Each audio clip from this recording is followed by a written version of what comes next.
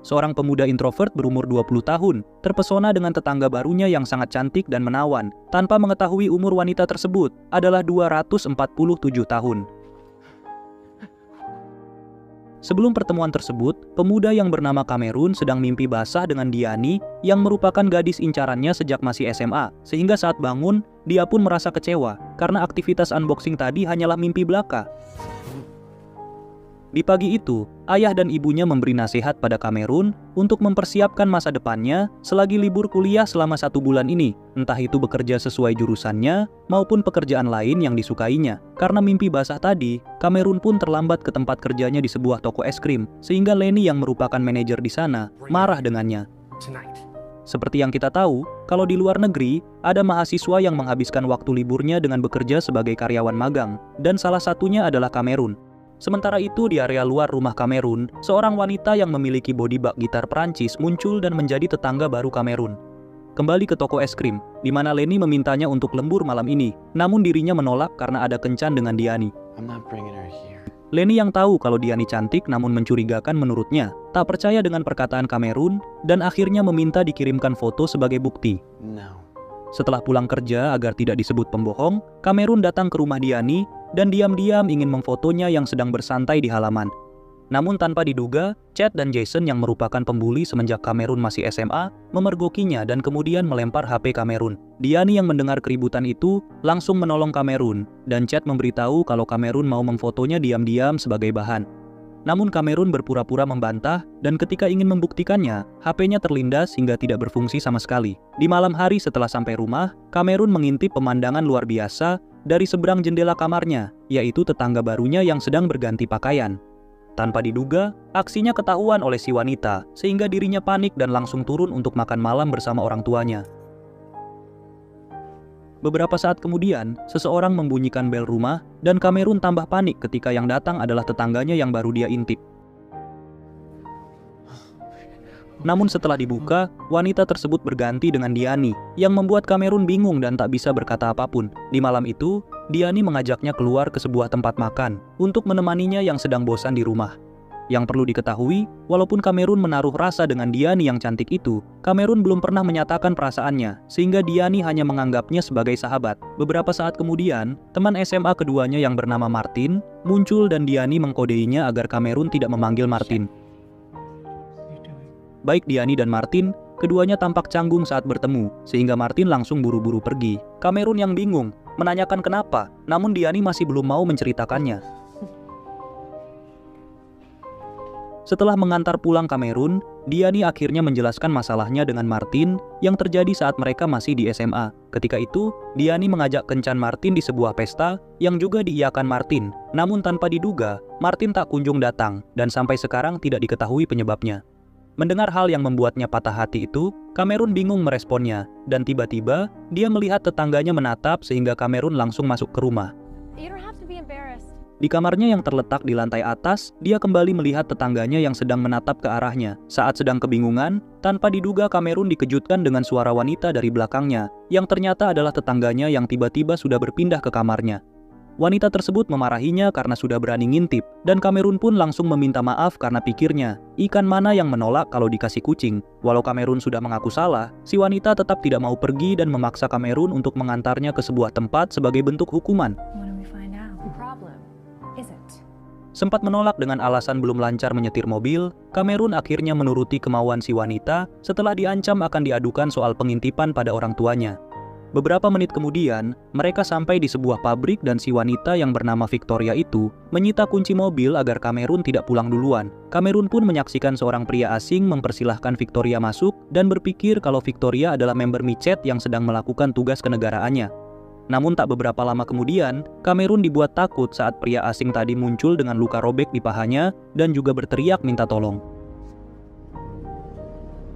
Sesudah mengunci mobilnya, terlihat noda darah di kaca mobilnya, dan tanpa menolong pria asing tersebut, Victoria muncul dalam bentuk vampir serta langsung menghisap darahnya sampai mati.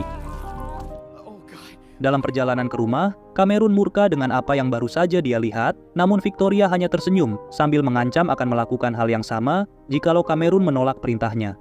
Setelah sampai rumah, Victoria mengingatkan dengan nada sedikit mengancam untuk mengantarnya lagi besok malam di lain tempat dan memberikan ciuman sebelum pulang ke rumah masing-masing. Keesokan paginya, ayahnya memanggil untuk menanyakan noda darah di mobil yang langsung ingin dijawab jujur oleh Kamerun. Tanpa diduga, Victoria muncul memotong pembicaraan sambil mengenalkan dirinya sebagai tetangga baru pada ayah Kamerun dan membuat cerita bohong mengenai noda darah di mobil. Victoria berkata, kalau semalam ada rusa yang menabrak mobilnya hingga hewan tersebut terkapar, namun akhirnya bangun dan pergi. I heard this thud.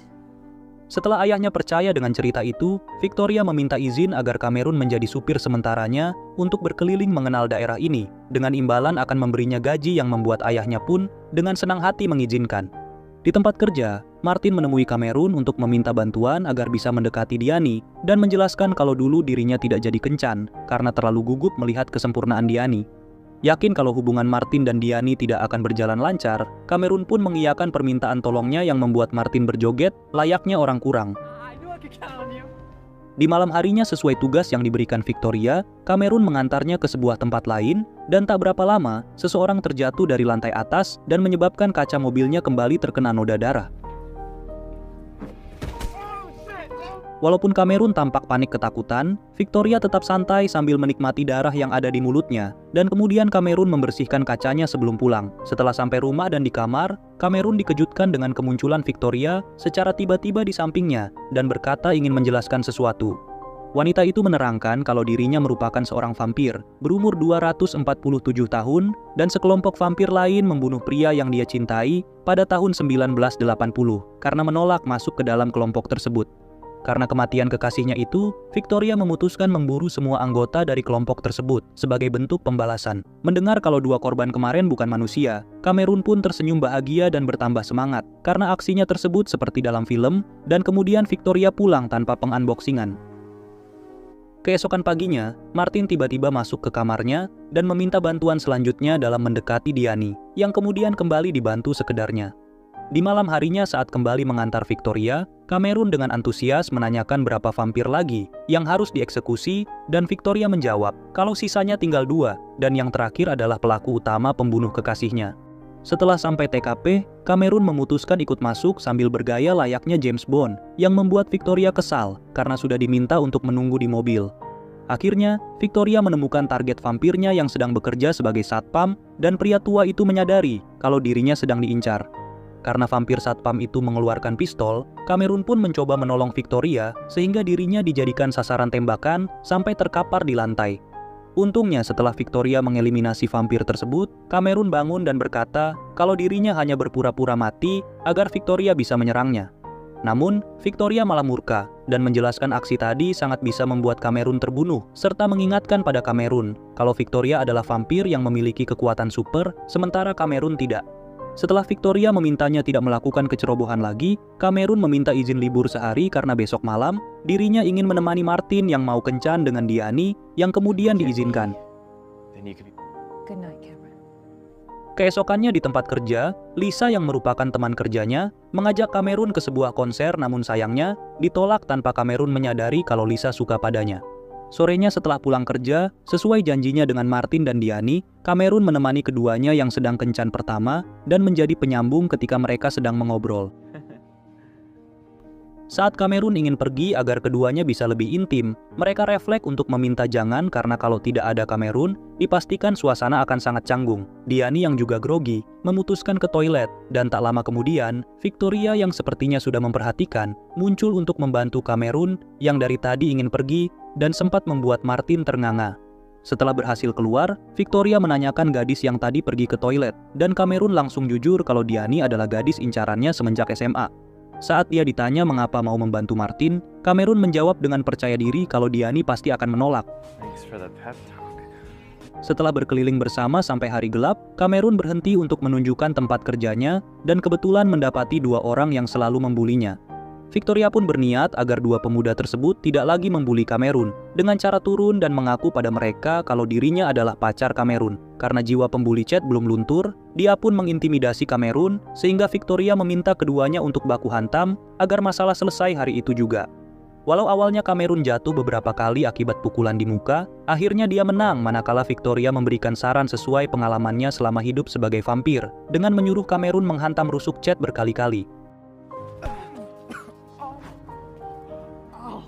Karena kemenangan tersebut, Victoria meminta kedua pemuda itu untuk tidak lagi membuli Kamerun yang kemudian mereka iakan. Dalam perjalanan pulang, Kamerun merasakan sakit di tangannya, dan Victoria memberikan cairan yang diambil dari kalung, yang berkhasiat menyembuhkan luka apapun. Namun sesudah diminum, Kamerun panik manakala diberitahu kalau cairan itu adalah darah Victoria, dan mengira akan menjadi seorang vampir yang langsung dibantah. Tanpa diduga, setelah tubuhnya pulih dengan cepat, cairan penyembuh tersebut memiliki efek samping, yaitu menaikkan otongnya Kamerun, sehingga saat di kamar, dia mencoba mengeluarkannya sambil membayangkan tubuh Diani. Tiba-tiba, Victoria muncul di sampingnya dan berbisik kalau dirinya bersedia menampung sehingga Kamerun pun tidak bisa menolak situasi tersebut. Namun sebelum sampai ke arah sana, ayahnya masuk di saat yang tidak tepat untuk bertanya sesuatu dan kemudian uniknya meminta maaf pada keduanya karena telah menginterupsi. Hal itu membuat Kamerun menghentikan aksinya dan mengungkapkan kalau hatinya hanyalah milik Diani sehingga Victoria pun gusar karena tidak jadi.